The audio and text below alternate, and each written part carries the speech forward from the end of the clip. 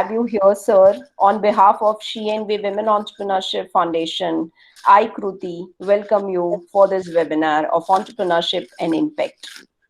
Deepak sir is having more than 20 years of experience. He's having diverse exposure in more than 34 countries for various countries. So it's something which is amazing in terms of the kind of experience and exposure he is having. He is a well-decorated technopreneur who created one of the most respected agri-tech company named Digi Agri-Tech Private Limited. DigiAgri uses cutting-edge technologies like few mentioned to machine learning, blockchain, and many more to increase the productivity and profitability of the marginal and small farmers.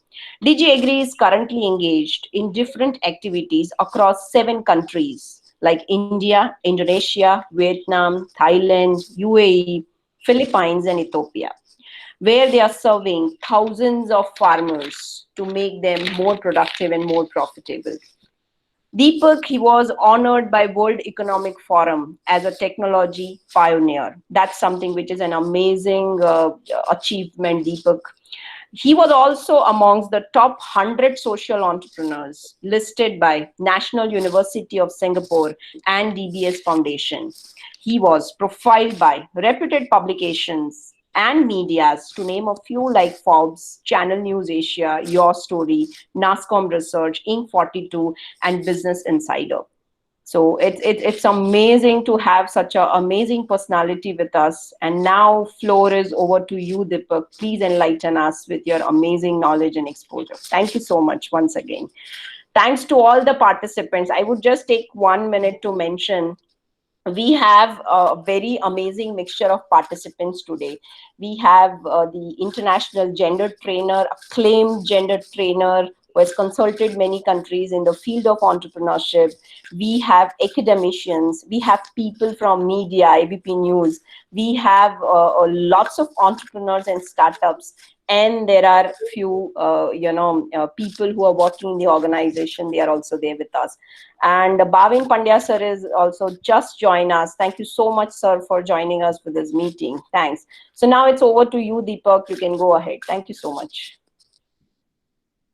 Thanks a lot for inviting me and sharing whatever little knowledge I have gained over past 2 decades. So thanks a lot for inviting me. Thanks for audience for sparing your time to listen to what I have. I always believe that actually generally you don't share your expertise.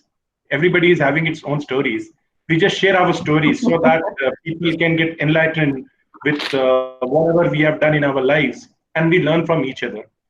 We all know that we are going through a very, very severe crisis, which our generation at least have not seen anything even remotely close to that.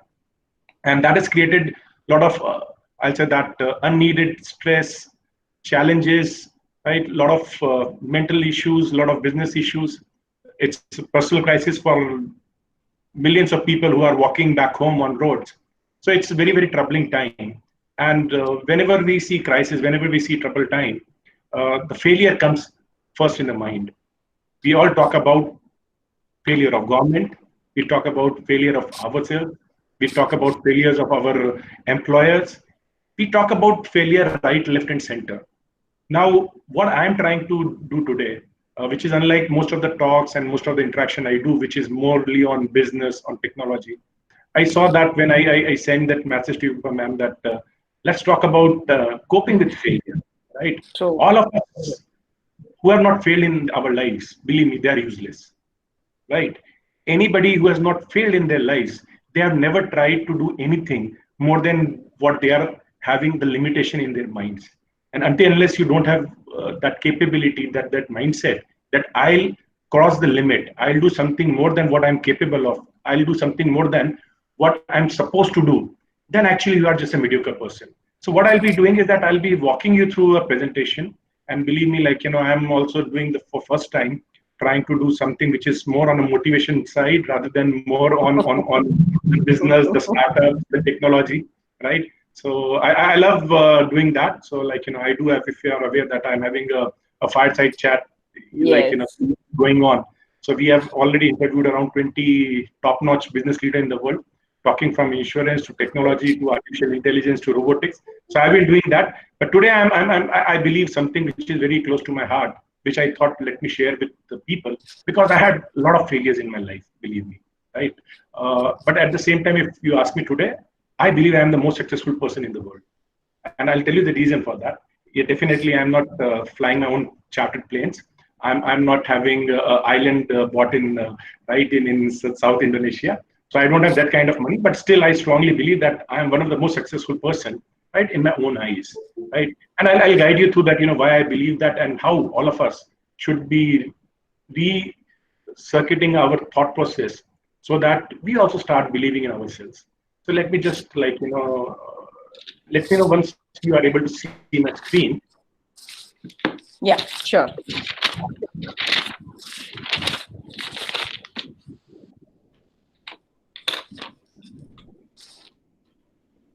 Is my screen visible to all of you? Just a sec. It's appearing. Sure. No, it's not coming yet. Yes, sir. We can see. That's great. And we are able to see. Deepak, Yes, it's visible. it's visible. Awesome.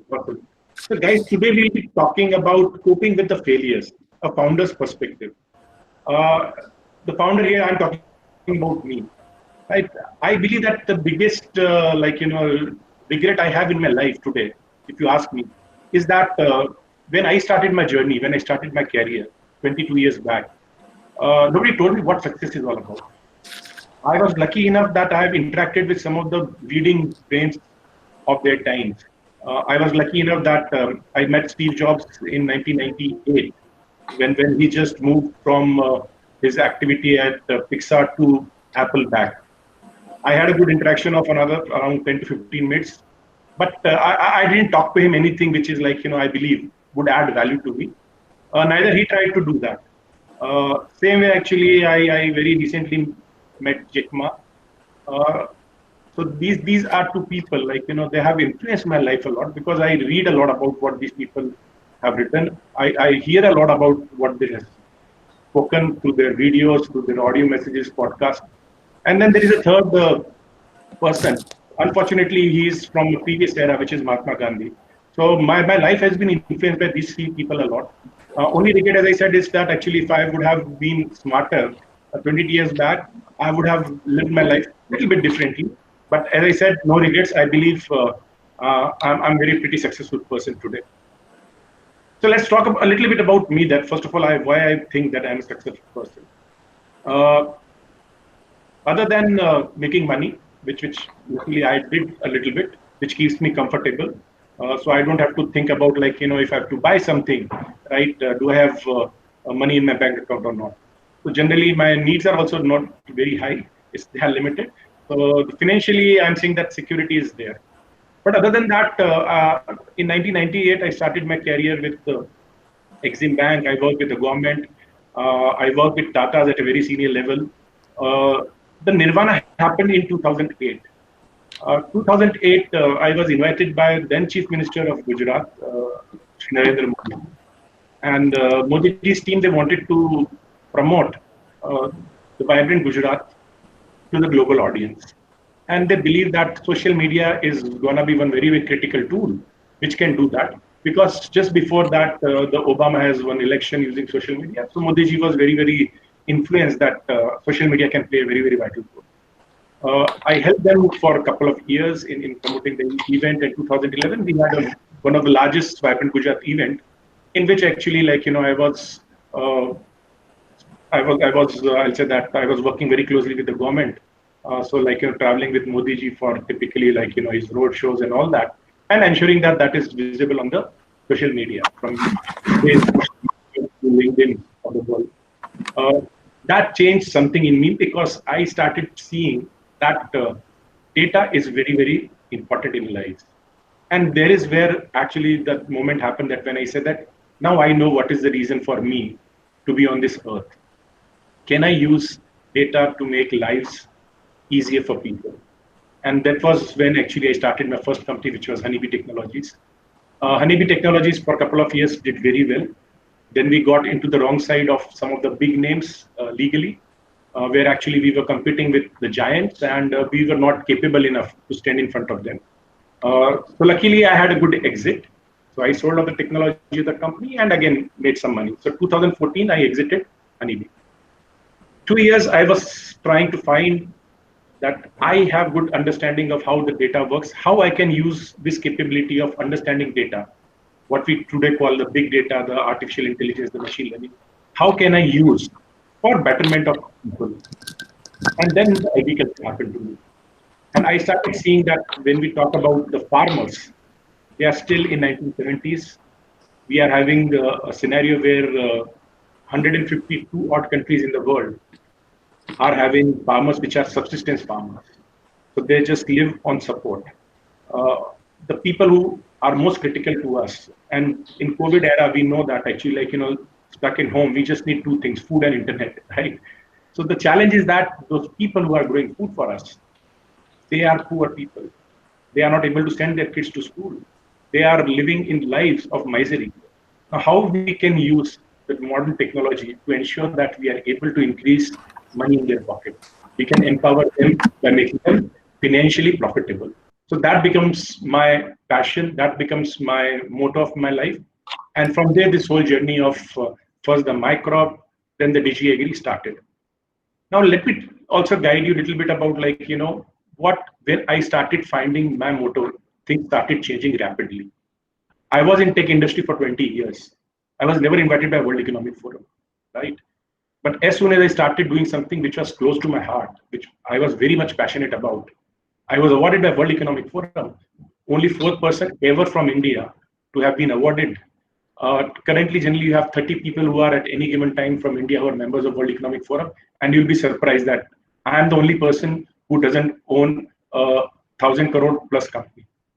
So this is very, very critical.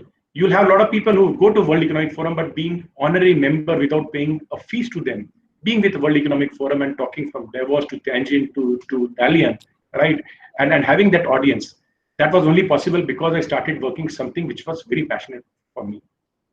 Now, if Honeybee failure wouldn't have happened, if I wouldn't have seen that was the social media data analytics is something where I cannot compete with these people, and legally and financially they are too big for me to compete with them, I would have never found agriculture. 2018 end, the company which I incorporated, Mycrop, my co-founders, they believe that actually we should start focusing more on the agro input companies, serve them more than the farmers. But I got into agriculture because I wanted to work with the farmers. And 2018, I had to take a call that the company which I founded, I had to step down from that company, right? That was a second failure, right? Now, it could have, I'll say that, depressed a lot of people. I said, still my farmers are there. Still the mission is unfulfilled. Still not all the farmers are, I'll say that, making sufficient amount of income to send their kids to school. So my mission is incomplete. So I keep on doing that. I found a company called DigiAgri, and now we are working in Nepal, we are working in Ethiopia, we are working in Vietnam, we are working in Philippines. We are working with World Bank, that's IFC Group, International Financial Corporation. We are working with UNDP. So all this thing is possible when you start seeing that failures teaches you a lesson, right? Failures tell you that this is not the right way to go forward, right? This is the right way to go forward. I was invited at the NASDAQ to press the closing button. In India, very few people have done that, including Shah Rukh Khan. Again, what I'm trying to convey to you is that these are very big people. They are very rich people. I'm nobody in front of them. But I was able to stand next to the president or the managing director of World Economic Forum, and the people you can see surrounding me, they all are $1 billion companies, right? But I'm still there in the front row because I followed my passion. So this is the company which I'm currently founder of. I'm CEO of DigiAgri, and we are working very closely with the small and marginal farmers with only one aim: to empower them to make more money, to be profitable. Now let's come to the topic. The idea of giving you this long background about me is that because in this presentation, you will be able to connect the dots, that why I talked about all those things. So you would have heard a lot of people, especially if some of you have been the entrepreneurs who have been gone to the talk shows. Everybody talks about how to be successful, how to make a good business plan, how to be a good public speaker, how to present your ideas in a very, very powerful way in a pitch, how to raise funds. All these things, a lot of people will tell you. And that's very important. To be successful, you need all these things. But 99% of the time, you'll find that nobody tells you about something which is very, very critical. That you cannot be successful until unless you go out of your skin. You can be a mediocre person, successful in doing small things, which is not as per your caliber. You can achieve far more success, you can achieve far bigger things, but you are stuck to small things. Why? Because nobody told you that dar ke aage jeet hai. So that's very, very important message. I'll be today talking to you about something which I strongly believe is very important. We'll be talking about, first of all, what is success. Success is different for different type of people.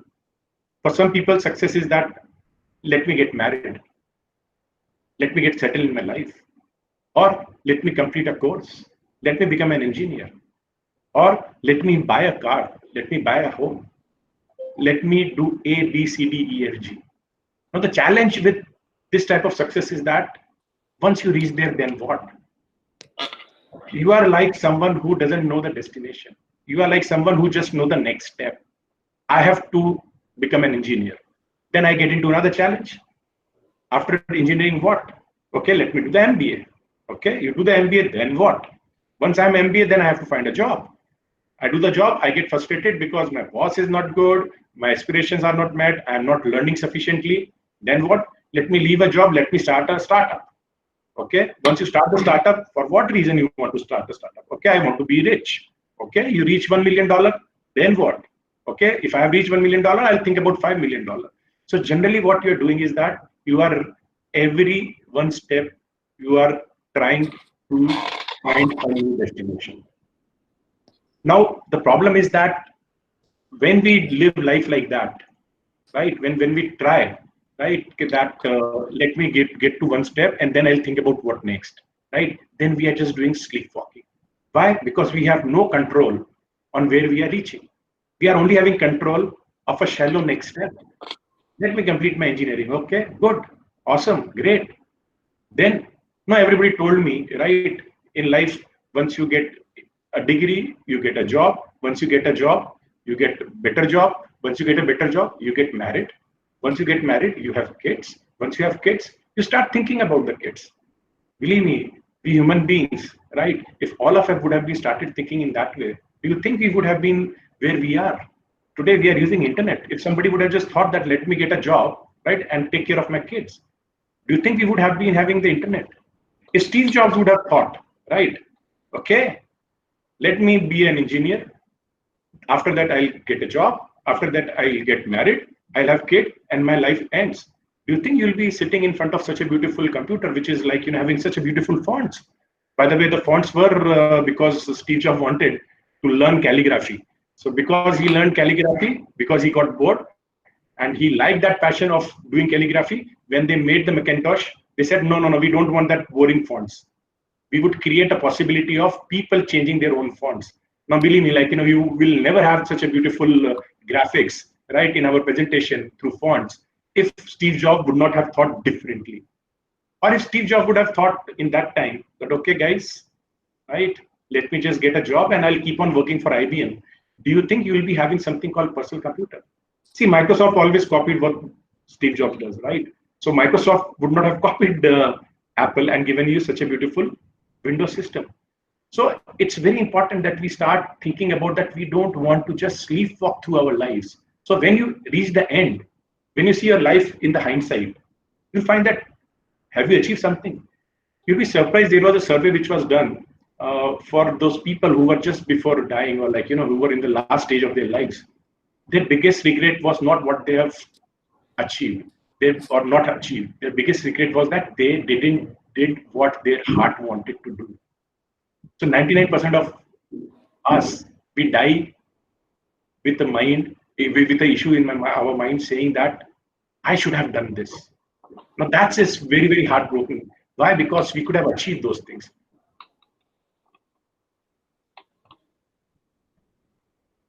Now, if you want to make your life successful, I strongly believe that the first step in being in sync with your life is that you should know your destination. Destination is very, very critical. I'll just give you one very small example. If I tell you that in the room you're sitting, you have to go in the straight line and you have to go to the left top corner of your room. You just walk easily without any issues. Now, if I put a chair in between, you'll bypass the chair and still you'll reach the top left corner of your room. Now, have a scenario if I just tell you that walk in a straight line. You'll walk. If I put a chair, you'll come back because you don't know your destination. Now, that is what happens in our lives. If we don't have our destination, so what we do? We hit a roadblock, we hit a failure, we have a fall, and we don't know how to bounce back because we don't know the direction we want to go in. Critical thing in our lives is that we need to know where we want to be. We need to plan the destination of our life. Now, those destinations will depend for different people. Maybe son of Mukesh Ambani will think that, like, my father increased wealth of my grandfather by 100 times. Let me increase by 1,000 times. Fine, that's a great destination. Somebody would say that actually, like, I've seen a lot of pain in the world. I want to be the best doctor who have treated maybe 50,000 patients. Or somebody will say that my only aim in my life is to find vaccine for all the novel viruses we'll see in future. Now, what is important is that we need to find what destination we want to reach. Until unless we don't know our destination, believe me, every setback, every failure will push us down. We live with limitations. Once we take birth, we evolve in our life, we start listening to the sound around us. My dad says that you have to become a government officer. Why? Because my family has been a family of government officials, bank executives, right? So only opportunity in my life or only aim in my life was become an engineering graduate, join a bank. And exactly that is what I did. My first job was with Export-Import Bank of India. Why? Because I was told for nearly 19 years that you are only successful if you become a bank manager. Otherwise, you're a failure. Why? Because my whole family is a family of IAS officers, government officials, bank executives. So I have to be either a government official or a bank executive, and I find middle ground. So Export-Import Bank was a government institution. So I was a government official working with the Ministry of Finance as a banker. Now, wow, that was the biggest success of my life. My life is done. But the problem was that now what next, right? I limited my thinking. Why? Because I was dependent on the noise which was around me. I was dependent on what society told me to do.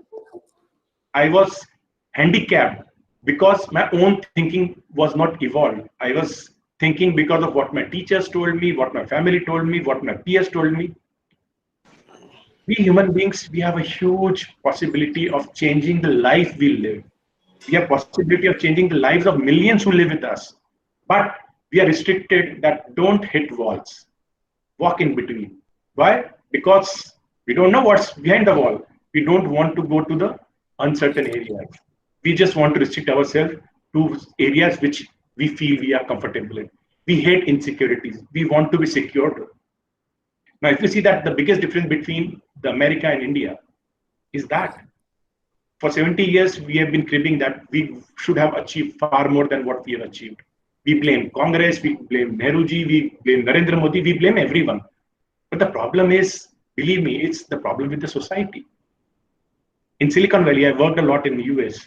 When you fail, it is seen as a badge of honor, right? If this guy has failed once, so at least one way of failing is out of his dictionary.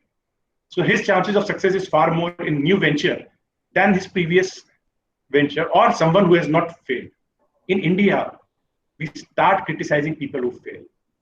We start saying that he's a loser, right? We start saying that he's a failure. See, try to understand.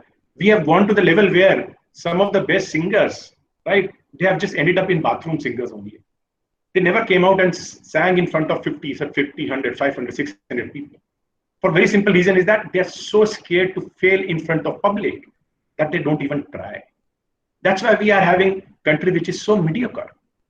Why somebody has to go all the way to California to become the CEO of Google?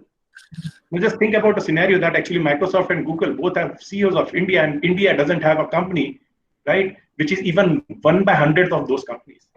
We keep on working as coolies. We keep on working as delivery boys of services to the world. We never created our own innovative companies. Why? Because we hate to fail in public. We always limit our lives. As a human being, it's our duty that we have to delimit our life. We have to think about flying. Just think if a bird was sitting on a branch of a tree, right? If she is so insecure that I cannot fly, you think it would be sitting on the tree? No, she won't. A bird sits on the tree not because she is so sure about the tree that it is not going to break or the branch is not going to break, but because she's so sure that I have capability to fly. And that is what differentiates a success and failure. I strongly believe that we have to start thinking failure as someone who went out of the way to achieve something which has more than his capability. And we have to appreciate it, we have to laud it. So if you are having peers, your kids, your friends, your family who fail, tell them that was awesome. You are better than all of us. Why? Because you at least tried. A lot of people will come and tell you that in life, right? Only 1% people reach top. And we start believing that the chances of failure is 99%. We forget that. It's that we have to become better than 99% of people. That's all. There are 99% of people which I have to be better than. Then I'll be in that 1%. But we start seeing that, oh, success is so difficult. For very simple reason, you know why? Again, we hate to fail. We don't want to fail. It's very important that we start enjoying, have fun in our life. And believe me, because of our insecurity, fear of failure, we keep on losing that most important part of our life, which is enjoying the life. We all would like, I'm saying that most of us would love to travel across the world, right? We love to do that. We love to meet new people. We love to engage with different cultures. We love to help people. We love to have that sense of empathy, but we are not able to do any of these things. Why? I'm stuck in 9 to 6 job. I'm having a son whose tuition fees I have to pay. I have to live for my family. I have to live for my society. I have to live for my country. I have to live for everyone except myself. Now that's the recipe of failure. Why? Because a life without contentment, a life without fun, a life without you living the life as a life is no good. What we are doing is that from a womb to a tomb, that's all. We take birth and we die, and anything between that is of no material use. We have to change that. We have to start enjoying life. Those who enjoy their life, those who have fun in their lives are the people, I strongly believe. They are the achievers, they are the successful people. Now let's understand, what is restricting us? What is restricting us to unlock the huge potential we have as human beings? As I said, 2 F's, fear and failure. And if you put both of them together, it makes you nothing but a mediocre person. You'll never be able to realize your potential if you have fear, and that too fear of failure. Just think of Jack Ma. You'll be surprised. Jack Ma, for 9 years, he was just a guide. You know why? For a very simple reason is that he said, I have to prepare myself to beat Americans in their own game. I don't know English. So how can I go and defeat American companies? I cannot become a bigger company than American companies if I don't understand English. Why? Because majority of the world works in English. So he became a guide. He learned English. The best way of learning English was to be with those who speak English while you don't speak English. Now, if he would have had a fear of failure that I'll speak English and people will know that I don't know English, I'll be embarrassed, he would have not even tried it. If he would not have learned English, he would not have created Alibaba. We would have lost so many valuable lives, so many valuable greatness which we achieved as human race, if we would have people who feared the failure. I give you example of Jack Ma, I give you example of Steve Jobs. I'm telling you my own example. If I would have feared that I am having a great job, I'm working with, I'm advising the chief minister who would eventually become a prime minister, why to worry about all these things? Let me just ask him that, sir, can you hire me as an OSD? The life would have been comfortable, right? No, but I said, I want to give Facebook run for its money. Fine, I failed. It's okay. I don't mind it, believe me.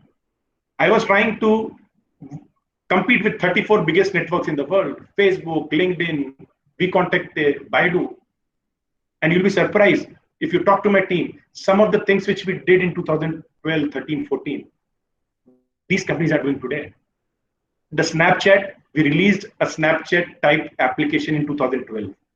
Currently, when you do the live story part of it, where the text is made an image and is shared for 24 hours, we did it in 2013. The Facebook's method of giving you a secret key that in case you lose your password and everything, that secret key can be used to log in once. We did it in 2013. We use Hadoop, we use all sort of artificial intelligence algorithms, 2013. It's a huge learning, but we failed. Fine. I didn't have money to go and file a lawsuit against some of these companies which are trying to block me. It's okay. But that failure drove me to a direction of farmers. So avoid these two fatal words. Fear and failures should never come together. Now let's understand what's fear. Fear is actually nothing but a bunch of lies. Fear tells you, don't do this. Fear tells you that, be careful, right? You'll fall down. Fear will tell you that don't try to do this because this job is very, very risky. You will be working with a startup. These companies can close down. Forgetting that someone who works for a startup learns 3 times more than someone who works for an established company. The fear is always telling us, right, not to do things. Fear puts us in anxiety. I'll give another life example. 2003, I was in Dubai. And we and few bunch of our friends, we were at a club.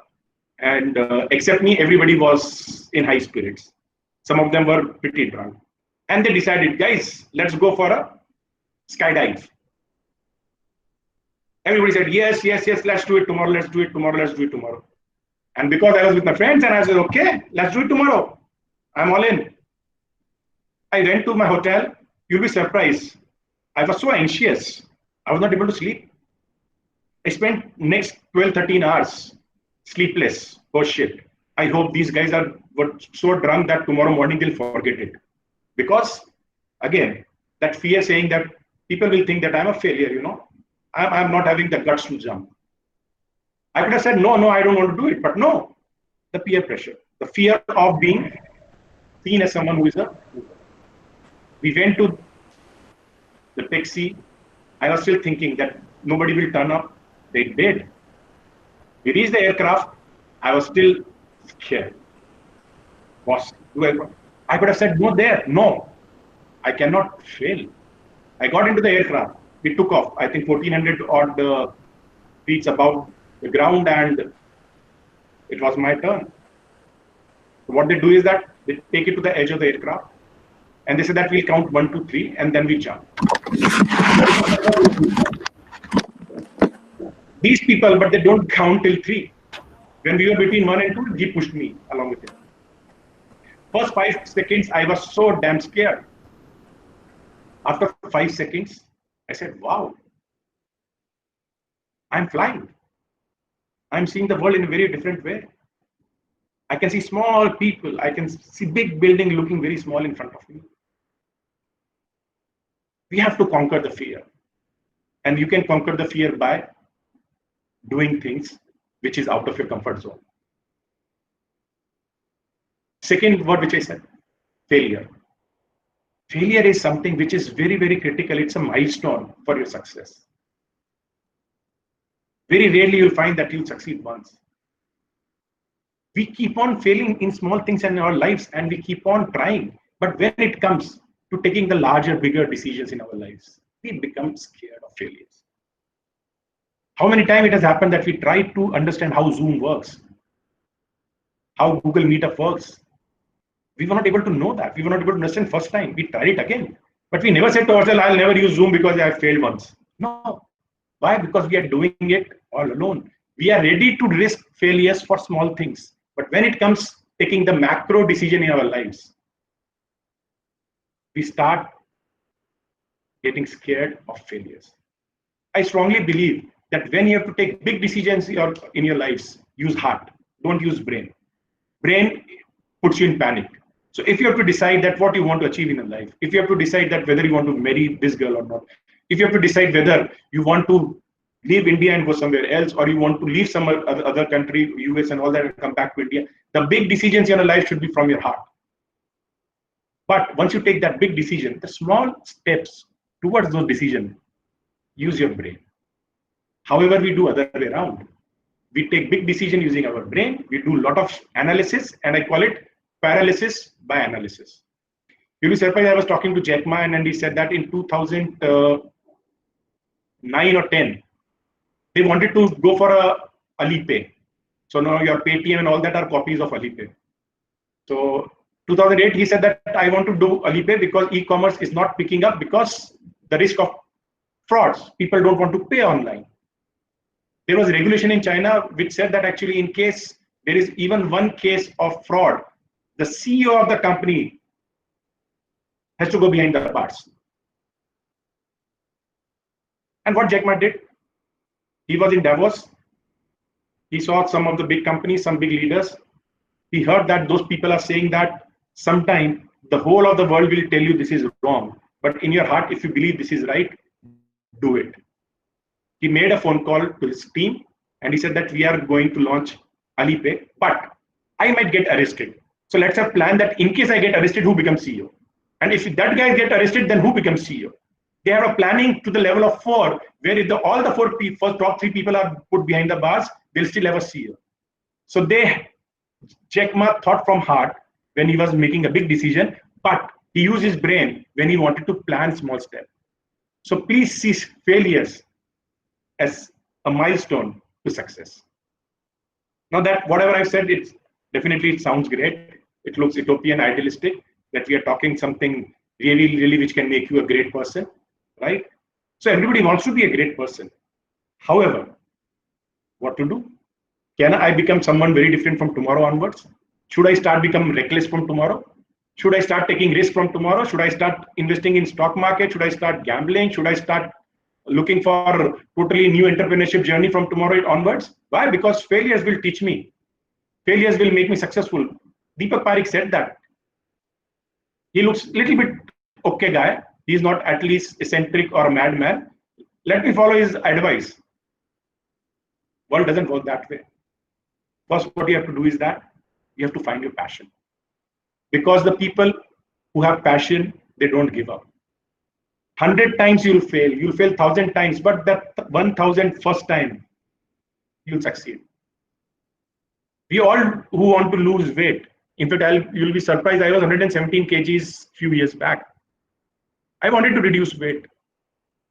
A lot of people told me that try this for a month, try that for a month.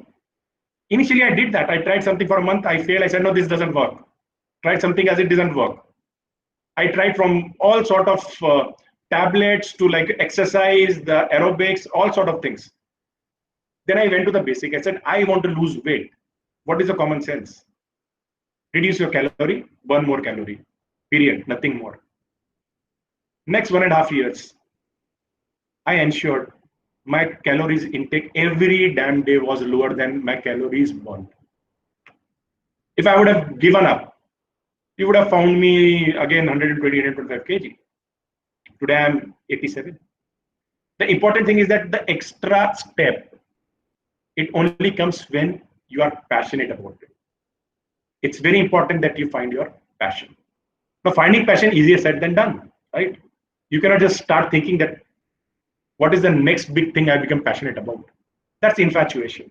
As we always say that, like, love is long term. Infatuation is in minutes. You get attracted to someone for minutes, right? But loves take lifetime to build. So finding passion, which will drive you for the rest of your lives, doesn't come overnight. Start looking for it. Start looking for it from now. Something which gives you immediate goosebumps. Something which immediately tells you that this is what I want to do in my life. That's what the passion is all about. Once you have got your passion, all of you would like to have a great career. But we keep on searching for great career. We never try to make great career. Creating a great career is efforts. And by career, I am not just talking about professional career. I am talking about you as a human being, as an individual, right? Your life journey is your career. To achieve that greatness is in your hand. For that, you have to put efforts. You have to make yourself great. You cannot search yourself on Google and say that how to be great and you become great. No, it doesn't work that way. There is a lot of sweat. There is a lot of effort. There is a lot of pain. There is a lot of failures. There is a lot of falls. And you have to come out of those. As I said, 1,000 times you'll fall down. Every time you'll have to get up. Keep on working, improving yourself. It's very important that you improve yourself every day. Now, there are 3 ways you can ensure that every failure teaches you a lesson. Every failure makes you stronger. Anything which doesn't kill you makes you a better person. What are those 3 things? The mastery, the autonomy, and the purpose. We start with purpose first. What is purpose? The purpose is us to do something meaningful. Believe me, making money is not meaningful. And again, I'm not a socialist or communist, but I'm telling you that whenever you start thinking about money as the end result, you'll never make money. Start seeing money as a byproduct of great things you are doing, money will come to you. Money is having a bad habit that it comes to the people who are not thinking too much about it. It comes to people who are thinking about solving the right problem. And we entrepreneurs, we always do that, right? Searching for the right why, what, and how. Why to do a specific thing. What to do that thing. How to do that thing. Now, unless you don't have these why, what, and how, both as in professional life as well as a personal life, you'll never get a purpose. Once you have a purpose, believe me, the purpose ensures that you'll have the passion to execute it.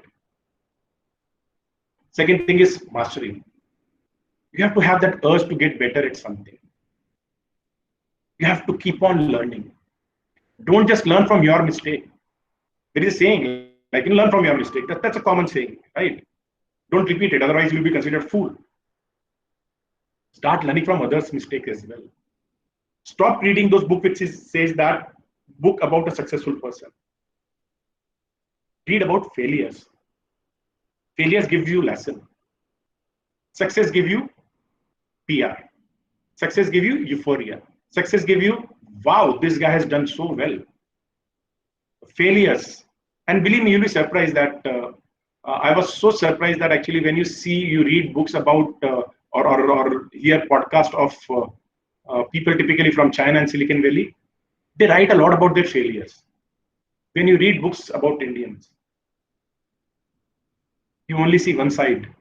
You see their glory, right? You start criticizing Narendra Modi and you'll have people throwing stones at you. Do it on your social media. You say that actually, sir, you have done things okay, right? But I don't think you have done sufficient for migrants. People will start questioning you that you are putting something which will tarnish name of India. We are so scared of talking about our inadequacies. So stop doing that. Stop reading greatness. Ashoka the Great. Have we seen the failures of Ashoka? Don't you think that the failures of Ashoka will teach us far more than the greatness of Ashoka? Akbar Mahan, right? So we have our method of only glorifying. Glorification never gives you lessons. Lessons comes when you read failures. Achieve mastery. Get better in doing something. Every day think about what new thing you can learn. Can I think of creating a product which users want? Can I find a right market where I can sell what I am having? Can I build a great team? Can I motivate people? Can I make my son learn new things? Can I ensure that me as a human being today I have gained one more quality? So mastery in doing things, improving every day, will ensure that the amount of failures would slowly reduce because you are becoming better in your trade. Second, autonomy. If you are dependent on others, if you are dependent on others to validate you, right? Believe me, you'll never be a success. You'll keep on going from one failure to another without learning from it. You have to have that urge to control your life. You have to start controlling things. Stop cribbing.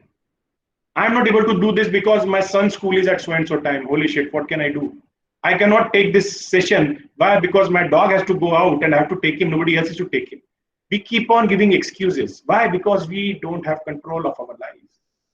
We need to control our life if we want the failures to become stepping stones in our success. We have to start choosing what to work on. We have to start choosing how to work on. We have to start choosing with whom to work with.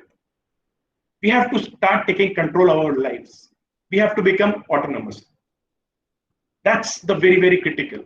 Otherwise, we'll just criticize, we'll just crib, we'll just put the reason for our failures on others, which is not the right way of learning from the mistakes. So now we are coming towards the most important and the last part of what I want to talk about. Now, this is not something which I am telling. This is something which a lot of people have already said in the past. Right? We have heard Steve Jobs saying that stay hungry, stay foolish. Right? We have seen Henry Ford saying that, like, find way to fail, then you'll find way to succeed. So failure has been talked about by a lot of great people. I believe that you need to fail. I believe that you need to fail fast. I believe that you need to fail every day. But the most important thing is that even once you fail, get up and don't give a shit that people are seeing that you have fallen down, you have failed. I would like to end my presentation with this. Thank you.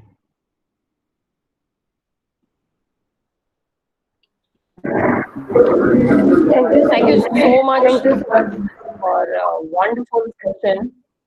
And I hope people have actually got the beauty of failures.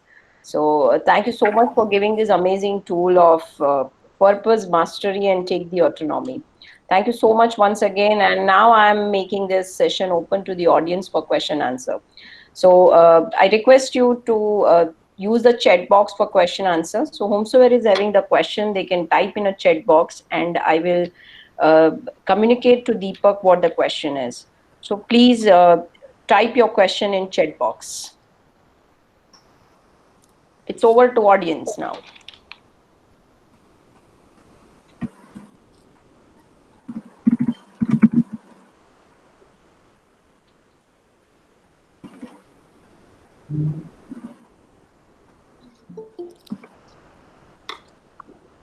Yeah, anybody has any question? I think when we talk about failures, people don't have much questions.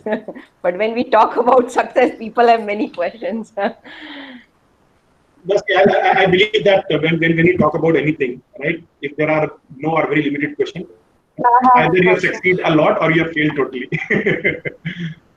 Yes, I think Bhakti Pujara has a question and she's asking, the environment society in which we are working is not suitable enough to do you think I should change my place? Because obviously I cannot change the environment. So what is your take on that, Deepak? Yeah, I articulated that very well, that you have to take autonomy, control your life. Doesn't matter what people talk about you. I'll just give you an example again because I said, like, I'll restrict myself with a couple of people. Steve Jobs. He was admitted to Stanford.